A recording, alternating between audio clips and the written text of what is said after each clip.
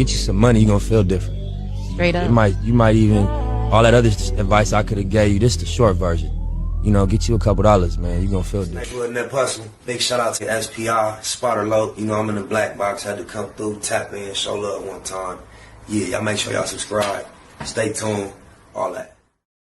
Shout out to Cam Capone. Shout out to Napoleon. I fuck with Cam Capone. I've met Napoleon on multiple occasions. In recent years, I did a video shoot with E-40 and Noble, rest in peace, and we did it out by the airport. And the day I went to pull up on them to get their shots, they was multitasking. Them, Napoleon, Travion Lane from the My Pyro gang of his homies. They was doing something out by the airport. But even prior to that, rest in peace to Johnny J. I remember being in the Interscope studio with Napoleon and Johnny J. Heard a lot of unreleased Tupac stuff, man. Napoleon was always humble and cool. He said Tupac didn't like what he had to say about E-40. We already reacted to E-40, Mac 10, applying a little pressure about the comments. But now Napoleon is explaining to Cam Capone, Tupac seemingly applied pressure as well. Oh, blah, blah, blah, blah. Not too long after Tupac passes away, yes, Gaddafi passes away. Gaddafi passed away. You know, I hate talking about it because his mother, she's still emotional about this. And I notice every time that I bring up an interview and I speak about it, you know, she started doing these posts, you know what I mean? And it got to the point where I realized. If that's the case, right now, it is your job and duty, responsibility, and obligation to say, yeah, rest in peace to my man Gaddafi. Shout out to his moms. Next question. If you do something other than that, I said, you know what, maybe she really get upset when I speak about what really happened. You know, my cousin, you know, side of the story that he told me was playing with a gun and the accident went off. She doesn't believe that side, you know. So every time I mention it in the interview, she come out and she get upset. And I respect Gaddafi, of course, that's my brother, and his mother.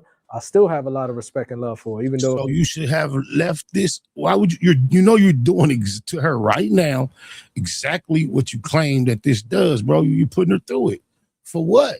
I mean, like what? How much Cam giving you? She said a lot of untrue things about me and things that definitely I had nothing to do with it. But I figured the best way to keep her from doing this and maybe she's still emotional is not even talk about it anymore. You know? Gotcha. We'll just move on. At one point, you guys Man, that was the long. You still stated the things that she don't believe. It's crazy. You defeated the whole purpose of just moving on. You should have just moved on. become cool with Junior Mafia. The Outlawz, yes, they did. How did all that come together? I wasn't at that time. I wasn't in the music industry. I spoke with Little C's though.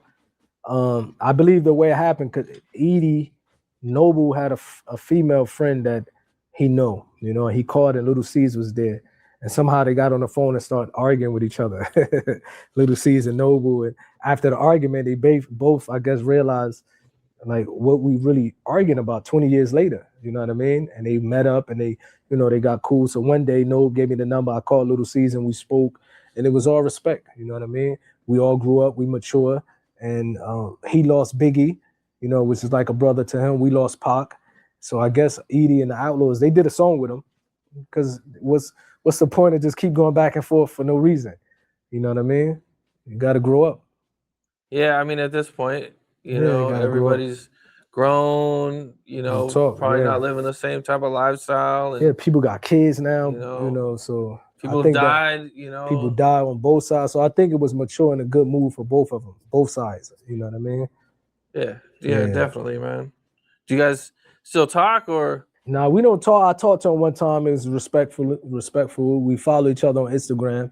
You know what I mean? Because I'm not in the music industry and not in that area, I don't get to see anyone. You know what I mean? But he was very respectful when we spoke. He was like, I remember he said something. He's like, you know what? What's crazy is that we beefing with people and we don't even know what they went through. He's like, I read the story about your mother and father, man. I was shocked. And we looking at it like we beefing with people and we don't know the life that they went through. So he was respectful. Overall, when you see people talk about Tupac's legacy, the success he had, the drama that he had, and everything he went through, how do you feel about everything? I get now, people have entitled to their opinion. You hear people talk a lot of crazy stuff online, you know what I mean? And when I got I'm at an age where I say, okay, that's his opinion. You know what I mean? Before I probably would have tried to handle it differently. But now that I'm trying to raise kids, I really look at it like some people hit me up just the other day. Did you hear what this person said about Pac? What you gonna say? What do you want me to say? Like, I'm 44 years old. I'm trying to raise my kids. I know me. You know what I mean? Like, how can I, you know what I mean? As long as nobody is really being disrespectful violently and trying to bring problems, you got to let people say what they want to say. I can't go to my kids because I'm doing life in prison because I blew somebody's head off and they say, for what? Say because he made a comment about Tupac. You know what I mean? You got to be mature about this. And then we living in a time where everybody as long as you don't try to harm me or bring no trouble to me and my family, let the people talk. You know what I mean? People gonna talk regardless. You know what I mean? I remember when the internet first, you start reading these comments, it used to affect you. But now you got people purposely know how to troll you. You know what I mean? So you living in a time where I teach that to my kids. You might see all types of people saying all types of stuff on the internet. Doesn't mean you react on it. As long as they're not trying to harm you, you defend yourself. You know what I mean? But when people be writing me, what you expect for me to do? I have a 23-year-old kid. You know what I mean? My other son about to go to college. I blow somebody's head off, spend the rest of my life in prison because I know what I'm gonna do if it get to that. You know what I mean? So I try to avoid all of that type of stuff. Yeah, I mean, you definitely can't go chasing down every person. Crazy pop fans, they want that. Yeah. I seen you post about this a while back, man. You shared a story where Tupac got mad at you because I guess he was bumping E-40 and I told E-40 moment we all been waiting for. About this. I told E-40 about this recently. I spoke to E-40 because when we first came around Pac, he used to play E-40. E-40 was ahead of his time with his slang words and stuff like that. Pac got a lot of slang words from E-40, like you feel me, all that stuff he got from E-40. And we didn't. I remember I said something and Pac got mad. Like, you East Coast dudes think y'all the best rappers. Y'all don't know nothing. He took up for E-40. He loved 40. I told E-40 this. He was happy. Did you ever hang around Tupac and E-40? Yeah, they was in the studio. Even on the California Love video set, E-40 was there. Oh, E-40, Sebo, all of them be legit. Yeah. Shout out for me. Spice One has came out too. Kind of shared his Spice One, the homie side of Tupac's. Yeah, Spice One really had a lot of love for Pac. And he always been a good friend of Pac. That's my man, Spice One. Do you guys have any stories hanging out with him or anything? Or I don't recall. We did a couple songs with him. He used to come in the studio sometime with us. After Pac died, we did some songs with him. He's always been a good dude, Oh, okay. Well, what all you got going on now that you're not rapping? On God, Spice One cool. E-40 cool. Bless me. Go check out my record with E-40. I think I love it. I think I really love it. I think I love it. And Tupac wasn't having that. He wasn't feeling that. Y'all don't know. Tupac has made it clear at the time that Sebo was, if not his favorite, one of his favorite rappers. Oh, my mama. Get you some money, you're gonna feel different. Straight up. You might even, all that other advice I could have gave you, this is the short version. Get you a couple dollars, man, you're gonna feel different. Hey, big shout out to S.P.I., Spotter Low. I'm in the black box, had to come through, tap in, show love one time. Yeah, y'all make sure y'all subscribe. Stay tuned, all that.